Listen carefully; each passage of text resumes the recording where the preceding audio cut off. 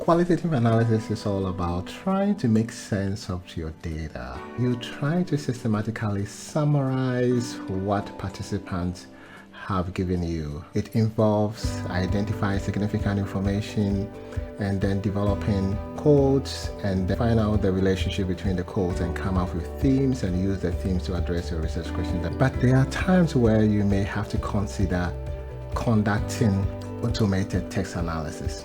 In this presentation, I'm going to show you some of the conditions that you have to meet for you to determine whether automated text analysis will be appropriate for you. What is automated text analysis? So automated text analysis is all about allowing the software to automatically review your data, extract significant information, and come up with outcomes that you want the system to help you with. So you can tell the system, I want you to come up with themes for me based on this data, or I want you to generate sentiments based on the data that you have. In summary, automated text analysis is all about using a text analysis software to automatically review and extract information and come up with a specific outcome. When do you have to conduct automated text analysis? There are three conditions that you have to meet. You don't have to meet all of them, but you have to meet one of these conditions for you to use automated text analysis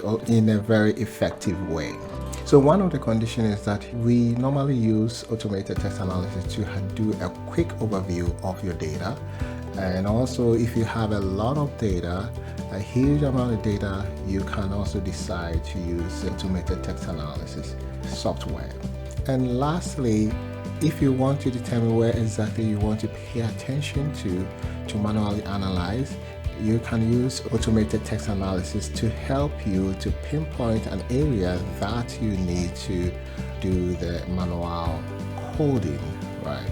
So sometimes before you do the main analysis, you just want to get a big picture of what the data is all about, what participants were talking about. How do you do that? You can conduct automated text analysis to learn more about the data, and also sometimes you can also generate visual representation of the data that you have. This will give you an idea about the kinds of information that participants are talking about, the kinds of words that they use in describing the experience or describing the information that you wanted to collect from them. The second one is when you are dealing with huge amount of data. So you are dealing with big data, especially when you want to collect social media data.